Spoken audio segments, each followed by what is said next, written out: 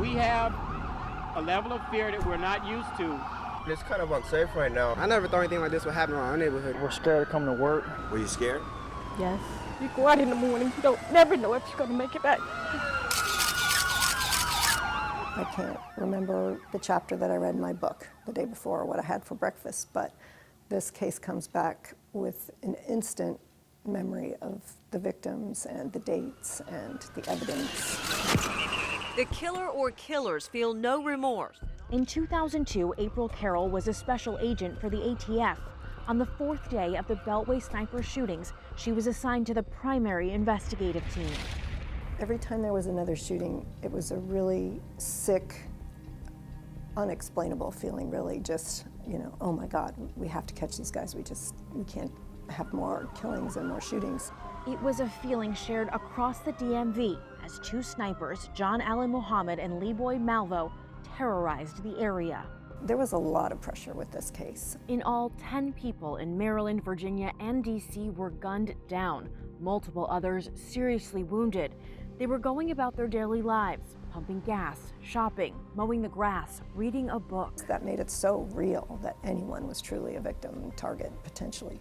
For 3 weeks, Carroll and the team followed up on the thousands of tips called in by citizens. We had whiteboards where we would keep the priority leads and the priority targets, and then there'd be another shooting, and it's like, okay, well, that whiteboard's now not in play. We got to start a new one.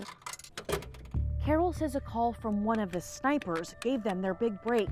He didn't give his name, but it was 17-year-old Lee Boyd Malvo. He told law enforcement in Montgomery County he and Muhammad were responsible for an earlier shooting in Montgomery, Alabama. Law enforcement there had a catalog with a fingerprint that was dropped at the scene, but there were no matches for it in the Alabama state system. I think it was an FBI agent that hand carried it to us, and we ran that, and we got Lee Boyd Malvo, who had been fingerprinted by the INS earlier that year. It was another call, this time from a friend of John Allen Muhammad, which Carroll says led to his identification. Here's how she remembers the conversation. I really hate to say this, but I think your shooter could be a friend of mine from the Army. And we said, did you ever meet him in the companionship of someone named Lee Boyd Malvo? And he said, well, he had a companion with him that fits that description, but his nickname was Sniper.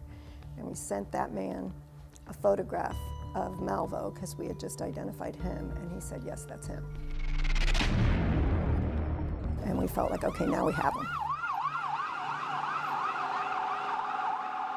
Investigators then identified the Chevy Caprice the snipers were driving and released the license plate number to the media. Leads that once didn't mean anything started to bring the case together. The end of the crime spree came with one last call, this time from a refrigerator repairman at a rest stop in Myersville, Maryland. He kept the notes on that license plate, and when he saw it, he called in. That's how we found him. Malvo was supposed to be keeping watch at that time, but fortunately, he fell asleep in the car. Carroll says the snipers were always locked and loaded. ATF produced this video to demonstrate how detectives believe the suspects used that Caprice as a killing machine. There's no doubt in my mind if they'd have heard law enforcement approaching that it would have been a gunfight. 3 weeks of fear for our area came to an end with the arrest of Muhammad and Malvo. This memorial honors those they killed.